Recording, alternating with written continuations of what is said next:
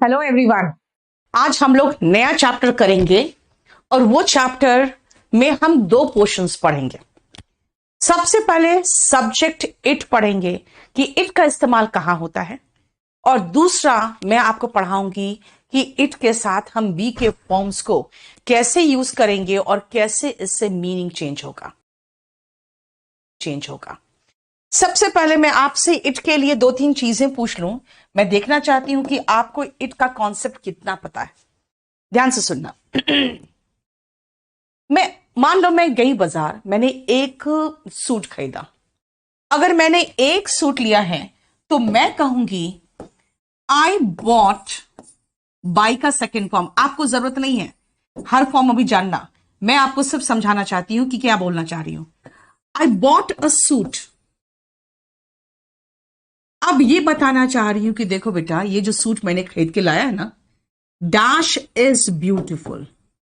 अब मुझे बताओ, इस नाउन सूट की जगह पे अगर मैं pronoun I bought a suit, इस नाउन के जगह पे, इस सूट के जगह पे अगर मैं प्रोनाउन लाना चाहूं तो कौन सा प्रोनाउन लगाऊंगी?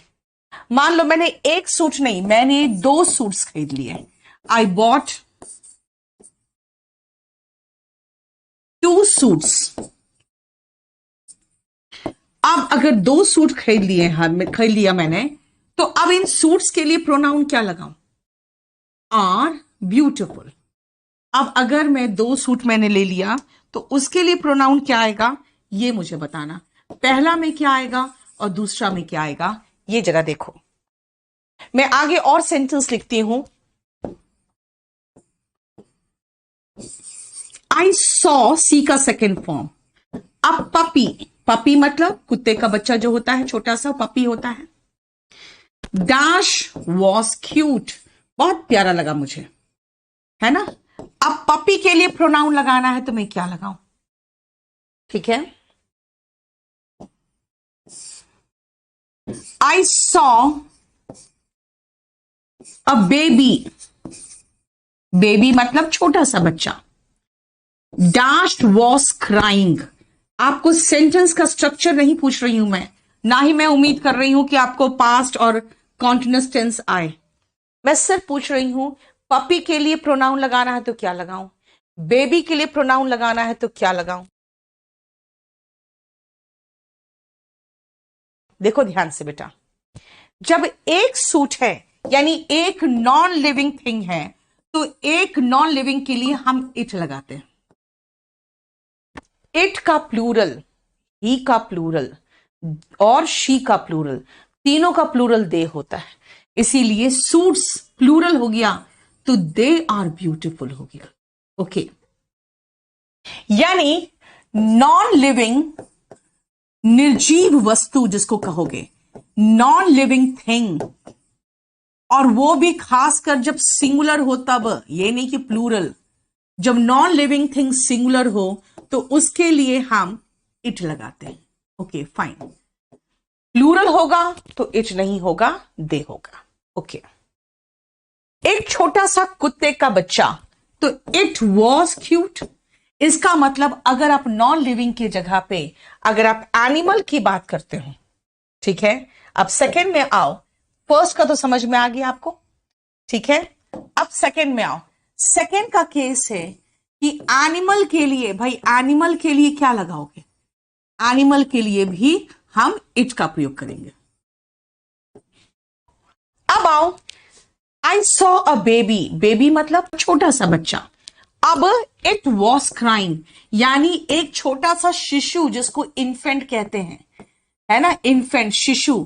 शिशु के लिए भी इस्तेमाल हम करते हैं इट। शिशु के लिए भी हम इस्तेमाल करते हैं इट। यानी नॉन लिविंग के लिए इट, एनिमल के लिए इट, और छोटे बच्चे के लिए भी इट का इस्तेमाल होता है। कब? जब वो सिंगुलर में हो तब। बेटा सिर्फ सिंगुलर के केस में, क्योंकि अगर प्लूरल का केस लोगे, अगर इन तीनों का प्लूरल ले लिया तो तीनों का प्लूरल के लिए हम दे लगाएंगे। छोटा बच्चा इट है, बहुत सारे बच्चे हैं तो दे। एक कुत्ता का बच्चा है तो इट, बहुत सारे बच्चे हैं तो दे। एक नॉन लिविंग है तो इट, बहुत सारे नॉन लिविंग थिंग्स है तो दे, यानी नॉन लिविंग थिंग, एनिमल और बेबी के लिए हम इट का प्रयोग करते हैं। अब नेक्स्ट पॉइंट सुनो, अगर आप दिन की बात करो, अगर आप रात की बात करो, अगर आप कितना बजा है उस समय की बात करो, आज का मौसम कैसा था, वेदर की बात करो, आजकल क्या है, ठंड है, क्लाइमेट की बात करो, दिन प्रतिदिन का वेदर होता है और लंबे समय के लिए क्लाइमेट होता है। जैसे अभी ठंड है लेकिन आज थोड़ी सी गर्मी थी, आज का वेदर गर्म था लेकिन अभी मौसम क्या चल रहा है, ठंड का, अगर हम ऐसे बोले तो, है ना। अभी क्या है मौसम, ओके बरसात है, और आज का दिन कैसा था, आज तो बहुत गर्मी थी। तो बेटा वेदर और क्लाइमेट दोनों अलग होता है। वेदर दिन प्रतिदिन का होता है, क्लाइमेट एक ड्यूरेशन के लिए होता है, ठीक है। उसके बाद हम डेट की बात करें, ठीक है। मतलब यार एक चीज जान लो, मुझे सेंटेंस लिखना है, मुझे समझ में नहीं आ रहा मैं शुरू कैसे करूं। ऐसे कंडीशन में आप इट का इस्तेमाल करते हो, इंट्रोडक्टरी इट कहलाता है। ये इंट्रोडक्टरी इट क्यों कहलाता है, क्योंकि शुरुआत सेंटेंस की इट से होगी। जैसे अगर मैं कहूं अभी दिन है तो इट इज डे नाउ, अभी रात है इट इज नाइट हियर। जैसे कहोगे अमेरिका में, अच्छा अभी तुम्हारा दिन है, अभी तो यहां रात हो गई, तो मैं कहूंगी it is night here, it is day here. समय, it is 7 o'clock। Okay, weather, it is warm today.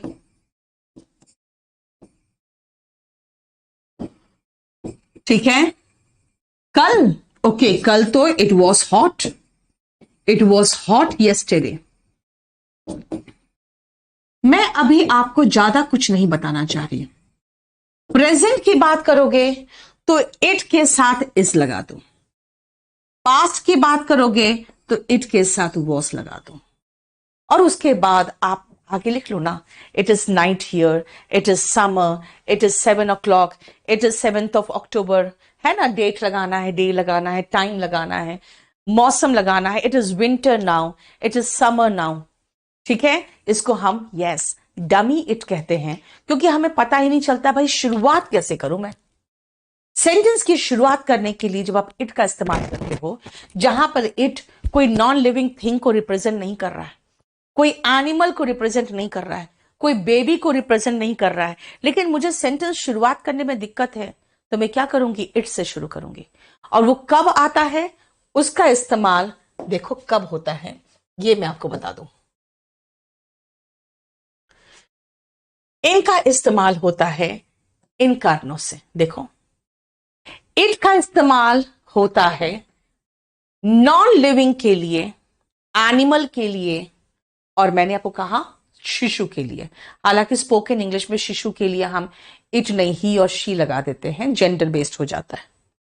और एस डमी, डमी का मतलब होता है जहां पुतला, जहां पे हमें कुछ समझ में नहीं आ रहा है तो हम क्या करते हैं, उनको पुतला खड़ा कर देते हैं, वही कर रहे हैं।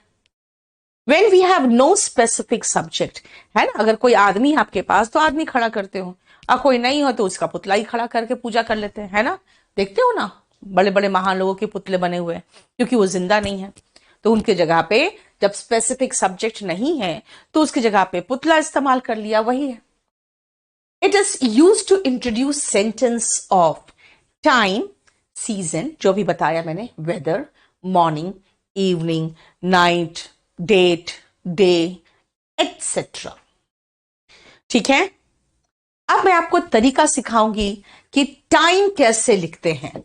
आप देखो ध्यान से, पहले तो 7 बजे हैं अभी, इट इज 7,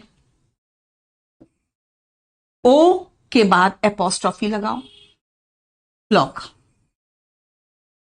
इस तरह से लिखते हैं। 7:45 बजे हैं बेटा, एक घड़ी में 7:45